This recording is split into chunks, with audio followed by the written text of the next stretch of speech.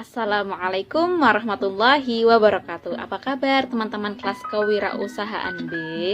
Semoga senantiasa dalam lindungan Allah Subhanahu wa taala dan diberikan kesehatan. Amin Allahumma amin. Nah, kali ini kelompok 10 akan membahas tentang kunci sukses dan cara mempertahankannya. Sebelum memulai presentasi, maka dari itu perkenalkanlah kami memperkenalkan anggota kelompok kami. Yang pertama ada Faiz Kurnianingsih, yang kedua ada Puji Lestari, yang ketiga ada Dwi Fatmawati, dan saya sendiri Amalia Herming Tias. Kali ini kita akan mulai dengan pengertian kunci sukses. Nah, menurut Robert Warlow, dalam small business success, key bisnis yang paling utama adalah loyalitas pelanggan. Ada beberapa strategi untuk mengubah pelanggan yang puas menjadi pelanggan yang loyal. Dari pelanggan yang puas menjadi pelanggan yang loyal untuk menciptakan key bisnis yang utama. Nah, caranya adalah sebagai berikut. Yang pertama, biarkan mereka memutuskan bagaimana berbisnis dengannya. Jadi kita mengikuti keinginan pelanggan kita. Yang kedua, bangunlah sebuah hubungan dengan pelanggan. Jadi hubungannya nggak hanya dengan seperti pelanggan dengan penjual, tapi lebih dari pelanggan seperti teman itu. Nah, yang ketiga nih masuk nih, selalu memperlakukan pelanggan laksana teman yang sangat berharga. Jadi pelanggan itu nggak hanya dijadikan pelanggan aja, tapi dijadikan juga teman. Tanyakan keadaan keluarganya atau keadaannya, terus tanyakan kabarnya begitu. Yang keempat, jika pelanggan mempunyai masalah, selesaikan secepatnya. Misal ada komplain nih dari pelanggan kita. Nah, tanyakan gimana sih baiknya kayak gitu. Atau kita yang mencari solusi dari permasalahannya itu. Nomor 5, selalu berusaha bertindak secara kesatria dan profesional, baik pada awal ataupun akhir hubungan dengan pelanggan. Jadi tetap bersikap kesatria dan profesional kepada pelanggan di awal ataupun di akhir. Yang keenam, jika hubungan kita dengan pelanggan kurang baik, lakukan apapun yang dapat dilakukan untuk mempertahankannya. Misal nih ada komplain tapi kita acuh, kita mohon maaf nih, atau ngirim parcel ketika lebaran kayak gitu. Jadi pelanggannya tuh loyal sama kita. Yang ketujuh, walaupun mempunyai pendapat yang berbeda, bekerja keraslah untuk tetap jujur dan positif. Misal kita ada masukan dari pelanggan kita, tapi itu nggak relate nih sama bisnis kita atau nggak relate sama kondisi bisnis kita sekarang. Nah, terima aja kayak gitu, terima tapi sampaikan dengan baik. Oh iya, terima kasih atas sarannya, atas masukannya. Insya Allah nanti kita perbaiki ya perlahan-lahan. Terima kasih ya. Nah, seperti itu. Menurut Robert Warlow ada 7 kiat. Tadi menurut Robert Warlow, sekarang kita kulik nih. Menurut dari Jan Beking. Nah, menurut Jan Beking itu ya menawarkan sejumlah faktor kunci sukses bagi wirausahawan. Beberapa diantaranya adalah yang pertama, kita hanya menjual sebuah produk atau jasa bila menguntungkan. Jadi kita hanya menjual produk atau jasa yang mana itu ada profit, ada keuntungan buat kita. Yang kedua, terus kurangi biaya operasional. Misalnya nih, oh ini bisa dikurangi biaya bahan baku atau biaya tenaga kerja atau biaya variabelnya bisa dikurangi nih. Terus kurangi biaya operasionalnya sampai sampai bisa terkurangi secara maksimal kayak gitu. Jadi profitnya lebih banyak. Yang ketiga, kembangkan produk, barang atau jasa baru sambil mempertahankan kualitas produk yang ada. Jadi setelah ada produk A, kita baru nih keluarkan produk B. Tapi jangan sampai kualitas produk A-nya itu turun. Jadi tetap pertahankan kualitas produk yang ada sembari mengeluarkan produk baru atau launching produk baru. Yang keempat, ciptakan dan pelihara tingkat kepuasan konsumen pada tingkat paling tinggi. Jadi sebisa mungkin, semaksimal mungkin kita membuat konsumen kita itu puas, sangat-sangat puas terhadap pelayanan kita, produk kita, jasa kita. Seperti itu menurut Jan Beking. Pengertian kunci sukses menurut Wicaksono. Menurutnya, untuk berubah menjadi seorang wirausahawan yang sukses, ada beberapa kebiasaan yang perlu kita lakukan dalam kehidupan kita sehari-hari. Di antaranya, yaitu sebagai berikut. Yang pertama, Temukan tujuan hidup kita dan bermimpilah sepanjang waktu. Jangan berhenti berinovasi dan belajar sepanjang hayat serta akumulasikan aset kita. Yang kedua, gunakan strategi yang tepat serta kembangkan tim kerja.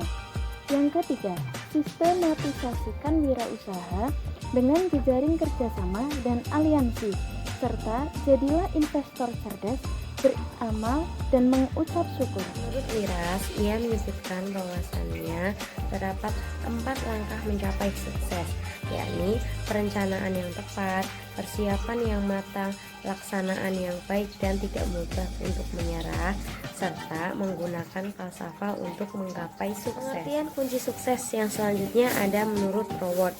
Ia menyebutkan bahwasanya terdapat 7 kunci untuk membuka kesuksesan dalam berwirausaha, yaitu memikul tanggung jawab karena kesuksesan tidak datang dengan sendirinya. Orang sukses menikmati keberhasilan, tapi tak luput juga mereka juga mengalami sebuah kegagalan. Kemudian kita harus mengetahui apa saja yang kita tuju. Selalu sosialisasikan usaha kita kepada orang lain, pelihara kinerja, rayakanlah kemenangan, kemudian latihlah orang agar mampu bekerja dengan lebih baik dari kita. Dan jika kita melakukan usaha dengan sebaik-baiknya, maka para pelanggan akan kembali kepada kita bersama teman-temannya. Nah, selanjutnya kita lanjut ke kunci sukses dalam berwirausaha. Apa sih kunci suksesnya? Apa sih kuncinya untuk sukses dalam berwirausaha? Nah, menurut kelompok kami ada 10 kunci sukses menjalani usaha. Yaitu yang pertama, pusatkan diri pada apa yang kita inginkan. Jadi, kita berwirausaha itu karena kita ingin menjalankan usaha tersebut, karena kita minat, karena kita sesuai dengan skill kita, sesuai dengan hobi kita. Nah, yang kedua dan ketiga adalah atasi frustasi dan atasi kebosanan. Nyambung nih ke yang pertama. Kalau kita minat, kita ingin sesuai dengan skill kita atau hobi kita, maka frustasi atau kebosanan itu pasti akan lebih minim.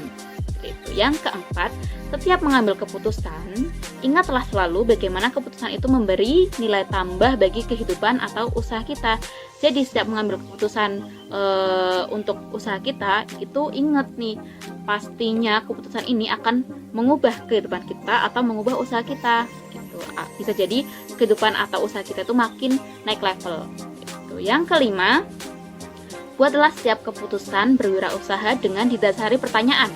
Bagaimana hal ini akan memberi nilai tambah kepada pelanggan atau pada kehidupan kita. Jadi setiap akan membuat keputusan berwirausaha, baiknya kita memikirkan apa sih yang akan menjadi value atau nilai tambah untuk pelanggan kita atau untuk kehidupan kita. Jadi selain memperhatikan harga atau bersaing dengan harga, juga kita memperhatikan kualitas apa atau value apa yang akan kita berikan kepada pelanggan kita. Atau terhadap kehidupan kita. Jadi kita itu memandang diri kita bukan sebagai owner kalau mengambil keputusan, tapi POV atau point of view-nya itu sebagai pelanggan. Lalu yang keenam, ciptakan identitas usaha berdasarkan hasil akhir yang kita tetapkan daripada berdasarkan kondisi kita saat ini. Yang ketujuh, jauhkan pikiran-pikiran sempit dalam diri kita seperti takut ditolak, penghargaan diri atau self-esteem yang rendah dan kurang fokus. Nah, jadi ketika berwirausaha, baiknya hindari pikiran-pikiran sempit seperti takut ditolak, itu maju aja, terobos aja. Terus penghargaan diri yang rendah, karena kita capek, nggak ada yang ngehargai, akhirnya kita malas atau kita down. Nah, penghargaan diri itu bisa jadi lewat me time-nya kita sendiri, gimana sih caranya menghargai diri sendiri. Lalu kurang fokus, jadi saat menjalankan wirausaha baiknya fokus. Yang kedelapan, ciptakan sumber penghasilan yang beragam. Jadi kalau di dalam bahasa investasi itu, kalau nggak salah nih, kalau misalnya salah minta tolong dibenarkan ya teman-teman. Don't put your egg in one basket. Jadi jangan taruh jangan taruh itu tuh di dalam satu keranjang. Jadi kita punya banyak penghasilan. Misalnya penghasilan A itu masih turun, akhirnya kita masih punya cadangan dari penghasilan B, C, D sampai Z, seperti itu. Yang kesembilan, mintalah bantuan dan nasihat dari mentor dan pelatih. Jadi dalam berwirausaha kita juga perlu nih membutuhkan mentor dan pelatih. Jadi nggak asal jalan sendiri kayak gitu. Misalnya pun kita awalnya jalan sendiri, berarti baiknya kita mencari mentor. Misalnya bergabung dengan komunitas UMKM atau komunitas para pebisnis begitu. Yang ke-10, kembangkan pikiran yang memberdayakan dalam diri kita. Jadi kita banyak baca literatur, banyak sharing kayak gitu. Akhirnya bisa mengembangkan pikiran sehingga kita lebih berdaya dan lebih besar lagi kayak gitu pikiran kita untuk berinovasi. Untuk mempertahankan suatu usaha dibutuhkan bauran pemasaran.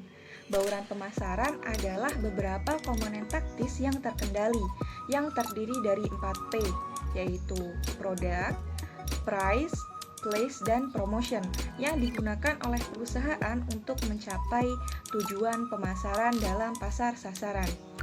Produk merupakan hasil produksi perusahaan yang akan dijual kepada konsumen guna memenuhi kebutuhan dan keinginan konsumen. Place bagi produsen adalah bagaimana mendekatkan produk kepada konsumen dalam tempat dan jumlah yang tepat. Sedangkan bagi konsumen, tempat adalah kenyamanan atau kemudahan untuk memperoleh produk. Harga atau price adalah nilai produk yang akan menjadi penerimaan apabila produk terjual. Dan yang terakhir adalah promosi.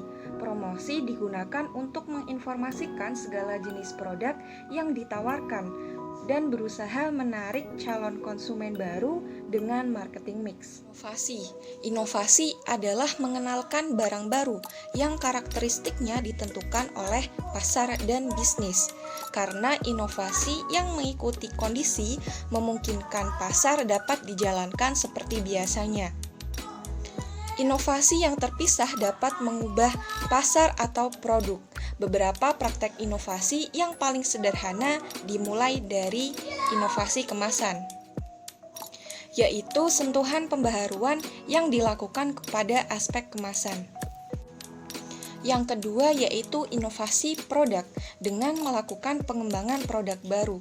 Dan yang terakhir inovasi tempat, yakni di mana kita menjual agar lebih atraktif dan catchy atau menarik pandangan. Beberapa materi yang dapat kami sampaikan. Sebelumnya kami mohon maaf apabila ada kesalahan kata. Dan terima kasih untuk perhatiannya. Billahi taufiq wal hidayah. Wassalamualaikum warahmatullahi wabarakatuh.